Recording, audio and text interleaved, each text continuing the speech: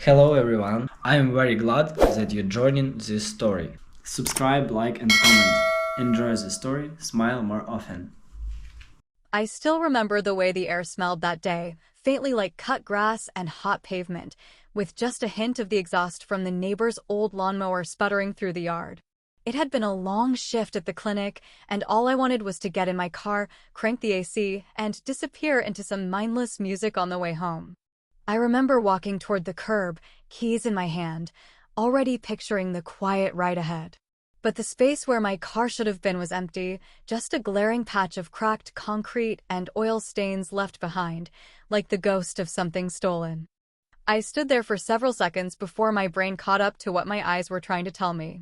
My car was gone, and not just gone in the stolen, call the police kind of way. It was gone like it had been erased, like it had never existed in the first place. At first, I thought maybe it had been towed. Maybe I'd parked too close to the fire hydrant, or maybe there was some new street cleaning sign I hadn't seen. I walked in circles, scanned the area, even checked with the neighbor across the street who was watering his geraniums and shrugged when I asked if he'd seen anything. But there was no tow notice, no ticket, nothing. Just an empty space and an uneasy feeling crawling into my chest. I called my parents, half out of instinct and half out of desperation, because they were the kind of people who liked to be involved in everything, no matter how minor. My mother answered on the second ring, her voice chipper like she'd been expecting my call. "Oh, good. I was just about to call you," she said, in that sing-song voice she used when she was about to soften the blow of something awful with a dose of misplaced cheerfulness. And then she said it, just like that, without any warning, like it was the most natural thing in the world. "We sold your car this morning, sweetheart. Dylan really needed help with his bills, and well, we figured you'd understand." I couldn't even respond at first. My mouth opened, but nothing came out. It was one of those moments where your brain just kind of freezes, like your body's waiting for your mind to catch up to the absurdity of what you've just heard. "You did what?"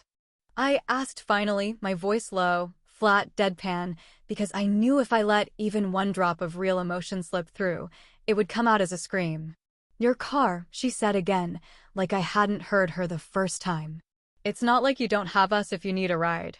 Dylan's really in a tough spot right now. He's behind on everything, and you know how hard he's trying. He needs the help more than you do." That sentence stayed lodged in my head like a nail. He needs it more than you do. Not, "We're sorry." Not, "We should have talked to you first." Not, "We understand what this meant to you." Just a cold, blank justification wrapped in the illusion of love. And that's the part that really stung, not just the loss of the car, but the way they dressed up the betrayal as kindness, as if they'd done something noble instead of something selfish. As if love meant picking favorites and calling it fairness. As if I was supposed to smile and nod because Dylan had once again mismanaged his life, and now I was expected to pay for it with my independence. Have you ever been told your needs didn't matter simply because you weren't loud enough, messy enough, dramatic enough to demand attention?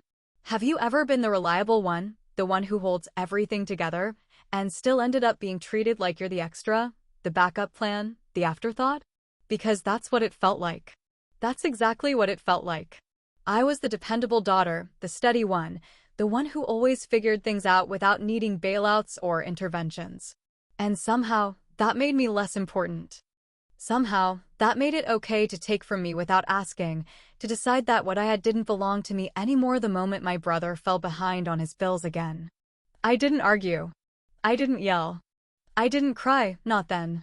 I just stood there in that empty driveway, listening to my mother explain how it was a family decision, how they were sure I'd understand, how they thought I wouldn't mind taking the bus for a while. "It's not forever," she said. "Just until Dylan gets back on his feet." But what they didn't realize, or maybe just didn't care to realize, was that it wasn't about the car. It was about what that car represented: freedom, self-sufficiency, and the only thing in my life that wasn't attached to someone else's crisis. It was mine. It was earned. It was proof that I could build something without needing to be rescued. And they took it from me like it was a spare casserole dish they could lend out for a weekend. I hung up the phone before she could finish her sentence. I didn't trust myself to stay polite. I walked inside, sat down on the edge of my bed, and stared at the blank wall in front of me for what must have been an hour. I didn't plan revenge. I didn't plot anything. But something inside me shifted that day. Something quiet, something deep, something I didn't even fully understand yet. I said nothing, but my silence was the loudest thing I'd ever spoken. Looking back now, I don't know if there was ever a single moment that made it all crystal clear, or if it was more like a slow drip of 1,000 smaller things that finally filled the bucket to overflowing. Maybe it was a little of both. But when I think about the way things have always been in my family, the way roles were handed out and expectations carved into stone before I was even old enough to understand them, I realize now that the day they sold my car wasn't a sudden betrayal. It was just the most recent chapter in a story that had been written a long, long time ago. Dylan, my older brother by 2 years, has always been the one who needed rescuing. Ever since we were kids, he was the one with scraped knees and broken toys and unfinished homework and half-lied stories that my parents swallowed whole without question. He was always late, always messy, always in trouble, and somehow always adored. I was the one quietly doing my homework on time, putting my dishes in the sink, remembering birthdays, and holding my breath every time something went wrong, hoping it wasn't going to become another one of his emergencies that turned into my responsibility. And every time it did, it was treated like the natural order of things. Dylan made the mess, and I cleaned it up. I remember his 16th birthday like it was a parade in his honor. He got a brand new gaming console, a pizza party, a cake that looked like it came from a bakery in Manhattan, and a card with $50 tucked inside. My 16th birthday came 2 years later, and I got a clearance sweater, a frozen cake, and a $25 gift card to a bookstore I didn't even like.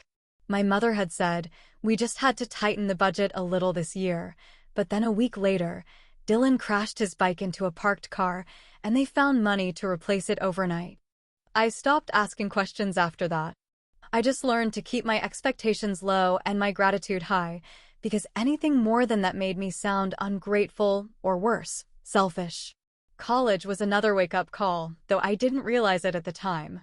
Dylan went to a state school for all of one semester, then dropped out because the pressure was too much and the professors were too uptight. My parents acted like it was some noble stand against the system, like Dylan had chosen to walk away from education because he had some bigger dream. When I went to college, I juggled 3 part-time jobs to cover what my scholarship didn't, skipped social events, bought used textbooks with notes scribbled in the margins, and never once got a call from home asking if I needed help. What I did get was a few occasional emails from my mother reminding me not to stress my father with my minor problems because Dylan was struggling again and things at home were delicate. Even holidays followed the same script. Dylan would show up late, usually without a gift, sometimes without even shaving, and somehow he was still the star of the show. My parents would hang on his stories, laugh at his half-finished jokes, act like every half-baked business idea was the next great innovation. I could have won a Pulitzer Prize, and it would have been treated like I just baked a decent casserole. I don't think it was hatred or malice.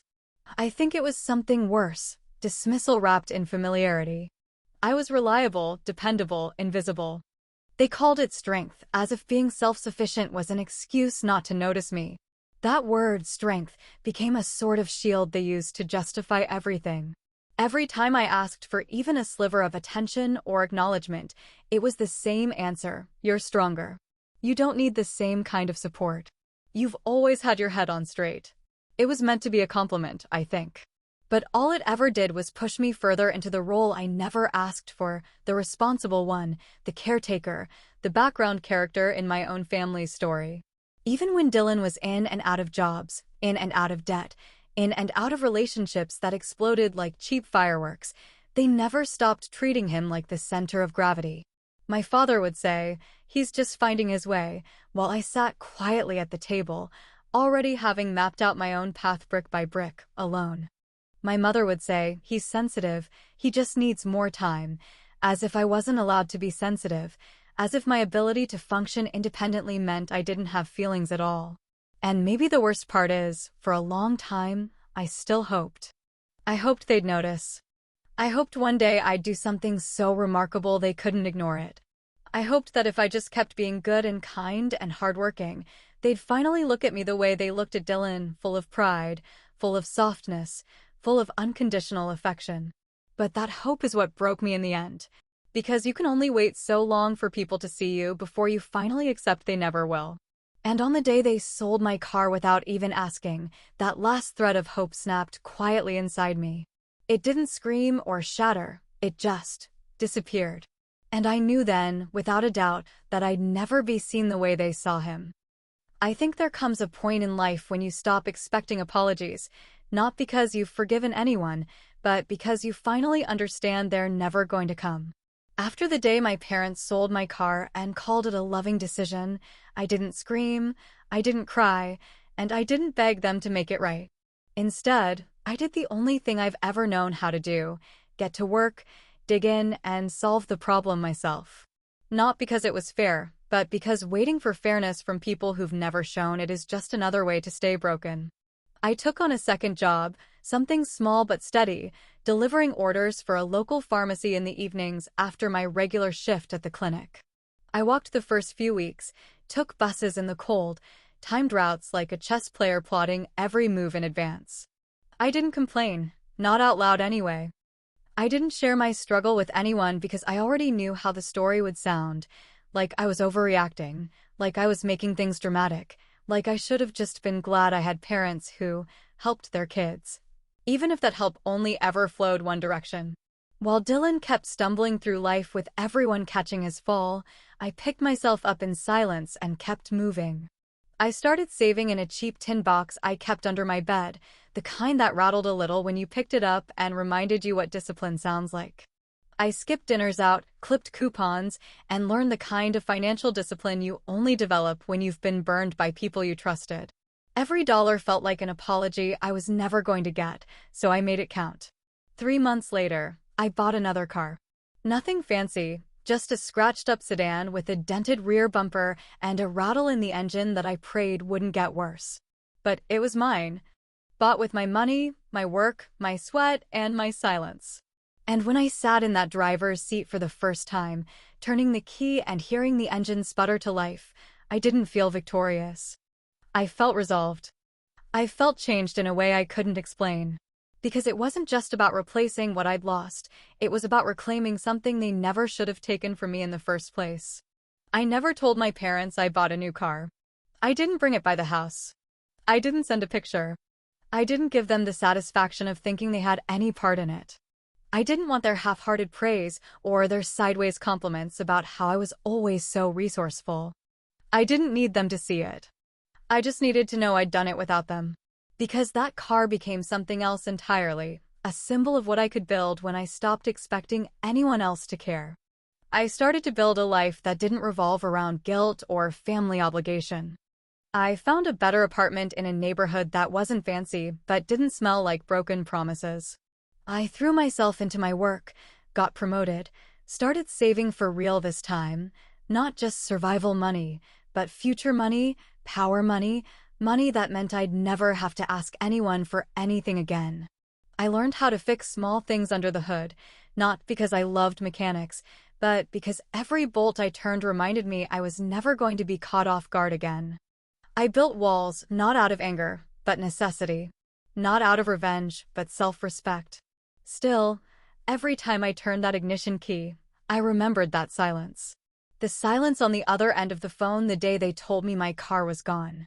The silence between their words as they explained how Dylan needed it more, as if my needs were just background noise in their ongoing devotion to his dysfunction. I let that silence drive me forward, not with rage, but with direction. I didn't want to punish them. I just wanted to live in a world where I didn't have to keep proving my worth to people who only saw value in my sacrifices. And just when I was beginning to feel like I'd finally escaped the gravity of that house, of that story, of everything I'd tried to leave behind, my phone rang one evening while I was finishing a grocery run. It was a number I recognized immediately, a number I hadn't answered in months. I stared at it for a moment before letting it go to voicemail. When I checked it later, it was my mother's voice, thinner than usual, more brittle than I remembered. And all she said was, "Hey, sweetheart, I just wanted to let you know your dad isn't doing so well." We're going to need some help getting him to his appointments. I thought maybe you could come by this weekend. Just like that, a voice from the past reached forward to test everything I'd built. And I sat in my new old car, groceries in the back seat, engines still running, wondering how quickly everything could shift again. But I didn't answer right away, because I wasn't that girl anymore. It's strange how certain voices can still reach deep into places you thought you had long since closed off and buried beneath new chapters of your life. How a single sentence from someone you swore you'd moved beyond can sit in your chest like a weight you didn't ask to carry. That voicemail from my mother stayed on my phone for almost a full day before I even listened to the whole thing. Like, just pressing play would undo the distance I had so carefully built brick by brick over the last few years. I remember sitting in my car in a grocery store parking lot, one hand still on the steering wheel, and listening to her speak like no time had passed between us, like nothing had changed. Like she hadn't helped take the very thing I worked for and hand it over to the person who always seemed to matter more. Her voice was softer than I remembered, and I could hear that brittle edge behind her words, the one that only shows up when something is wrong but no one wants to say it outright. "Your dad isn't doing well," she said, as if those 5 words would be enough to erase everything else, as if they could pave over old wounds with guilt and obligation. She mentioned a few hospital appointments, said they'd need help getting him there, said Dylan was tied up with work and couldn't take time off right now. She didn't say it directly, but I could hear what she meant beneath the carefully chosen words. "He's not showing up, so we're calling you." Again. Like always. I didn't call back right away. I didn't even text. I just let it sit, like a puzzle I didn't feel like solving. There was a part of me that wanted to respond out of habit, not out of compassion, but from that old muscle memory of being the one who handled things. The one who filled in the gaps left behind by the golden son and the parents who never really learned how to handle disappointment when it came from the child they'd put on a pedestal. But then there was the other part of me, the newer, stronger part, that had no interest in rushing to rescue people who never saw me until they needed something. So I didn't rush. I didn't rearrange my schedule. I didn't offer to come over or even ask for details. I simply went on with my life.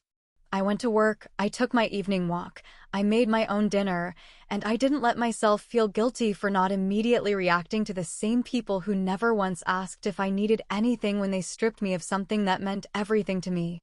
They'd made it clear years ago that their priorities lived in Dylan's pocket, and I had no interest in pretending that I didn't remember where I ranked. They called again a few days later, this time while I was driving home from work. I saw the number flash on my screen and felt that familiar pull in my gut, the one that tries to convince you it's your duty to keep showing up, no matter how many times you've been overlooked. I let it ring. I let it go straight to voicemail.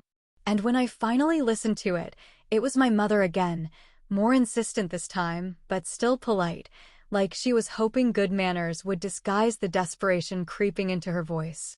"Just wondering if you had a chance to think about helping out with your dad's appointments," she said. "It's just a few rides here and there, nothing major. You're so good with those kinds of things." That line, "you're so good with those kinds of things," almost made me laugh out loud. As if kindness were a job title. As if being good at helping meant I owed it on command. As if they hadn't spent years carving away at my sense of worth and then expected me to perform compassion on cue. And yet, I still didn't say no. I didn't lash out or send a long, bitter reply. I just let the silence stretch a little longer. I wanted them to sit in the space they created, to feel what it was like when the person they always assumed would step in without hesitation didn't move a muscle. And all the while, there was no sign of Dylan. No follow-up from him. No phone calls. No effort. He had vanished into the background once again, as he always did when responsibility knocked louder than he was willing to answer. I knew they'd keep excusing him, keep saying he was just busy or under stress or going through a lot. But deep down, they had to know. They had to know the one they'd always chosen first wasn't going to show up when it mattered. Eventually, I called back, not out of obligation, not out of forgiveness, but because I wanted to see what it felt like to hold all the power and use none of it the way they expected. My mother answered on the first ring, her voice already tilting toward relief before I even said a word. I waited a beat before speaking, and when I did, it was calm and measured, almost gentle. "Sure," I said, "I can give you a ride." But something in my voice must have told her this wasn't going to be the ride she thought it would be. It was a gray morning when I pulled up in front of their house, the sky heavy with the kind of clouds that hang low and seem to press against your shoulders, as if even the weather knew there was something weighty about the day. The engine idled softly as I stared at the front door, watching it stay closed for a few long seconds that felt like hours. I didn't feel anxious or angry, not exactly. It was something colder than that, something quieter, a kind of detached stillness that settles in when you've already made peace with the fact that some people will never give you what you needed from them, not even when you put it right in their hands. Eventually, the door opened, and there they were, my mother walking carefully, holding onto my father's arm as they made their way down the steps. He moved slowly now, one foot at a time, his body hunched and his face grayer than I remembered. I watched them in the rearview mirror as they reached the car, opened the back door, and slid in without a word. For a moment, I thought maybe there would be some kind of acknowledgement, even just a nod toward the fact that it had been years since we sat in a car together, that this situation was born from choices no one wanted to name. But there was nothing, no apology, no hesitation, no pause. Just the sound of seat belts clicking into place and the soft sigh of fabric shifting. I started the drive in silence, eyes on the road, hands steady on the wheel, but every mile felt like a slow rewind through years of swallowed resentment. My mother tried to make conversation in that light, overly cheerful tone she used when she didn't want to acknowledge tension, but couldn't ignore it either. She talked about the neighbor's new fence, about the doctor we were driving to see, about how the hospital had changed its parking layout recently, and how frustrating that was. I nodded occasionally, gave short, polite responses, but nothing landed the way she wanted it to. There was no warmth in my voice, no ease in my posture, no bridge being rebuilt between us, just a long stretch of road and the low hum of things left unsaid. My father didn't speak at all. He stared out the window the entire ride, coughing softly every so often, occasionally shifting in his seat, but never once looking in my direction. I wondered if he remembered what they had done to me, if he recalled, even vaguely, the day they handed over my car to Dylan like it was just a tool to fix another one of his messes. I wondered if he felt any regret, or if he had tucked it away in that quiet compartment some people use to store guilt they never planned to unpack. But mostly, I wondered if he even saw me anymore, as a daughter, as a person, as anything beyond the reliable shape that showed up when something needed doing. We reached the hospital, and I pulled up to the drop-off zone without a word. My mother unbuckled her seatbelt, gathered her things, and then turned toward me with a smile that tried too hard to seem grateful. "Thank you, sweetheart," she said, with a softness that almost sounded real.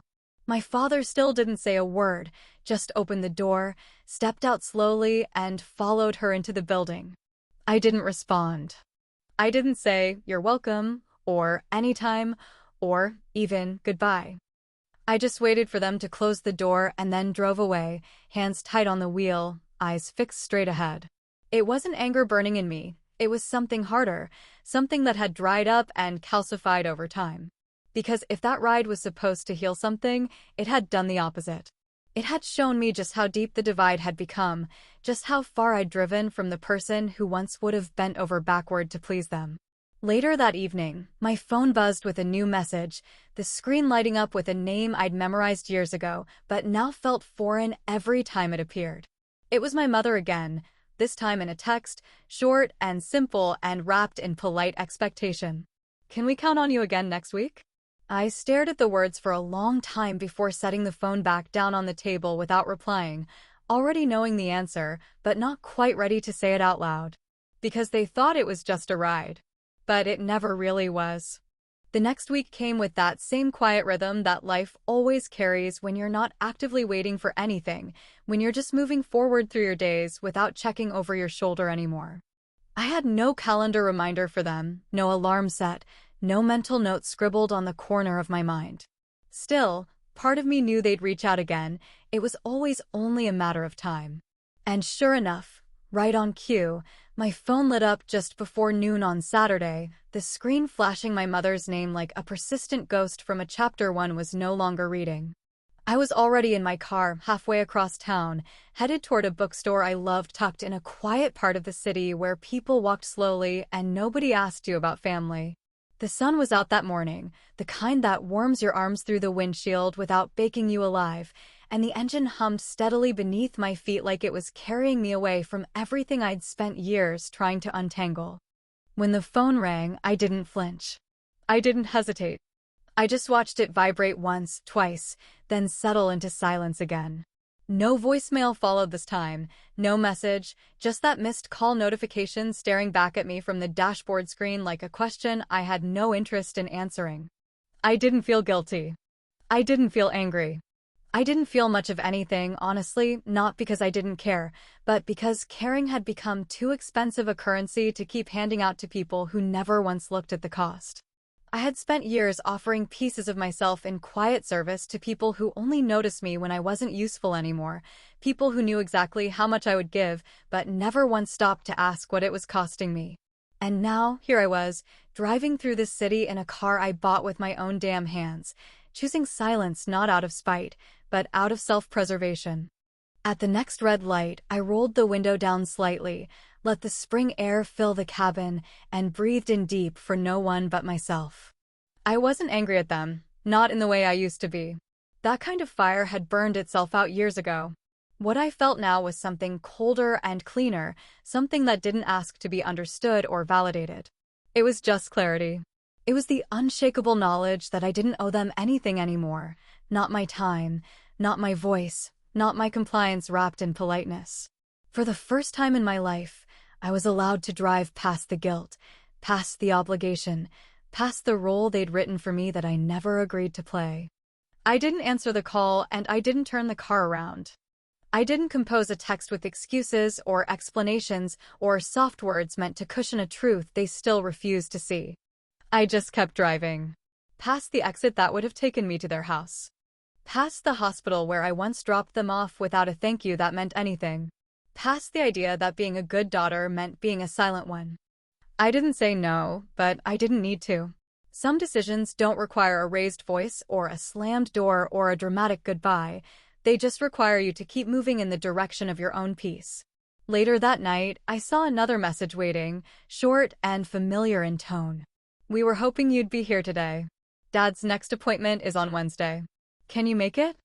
I stared at it for a moment, not with bitterness, not with resentment, but with a sense of finality I hadn't known I was capable of feeling. I didn't reply. I didn't delete it.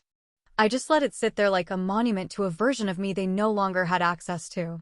Because this wasn't about revenge. This wasn't about punishing them or evening the score. It was about reclaiming something they never saw in me in the first place, my right to walk away. Or, in this case, to drive away without looking back. They say revenge is bitter. But sometimes, it just tastes like clarity. Was I cruel? Maybe. But maybe I was just done pretending I wasn't disposable.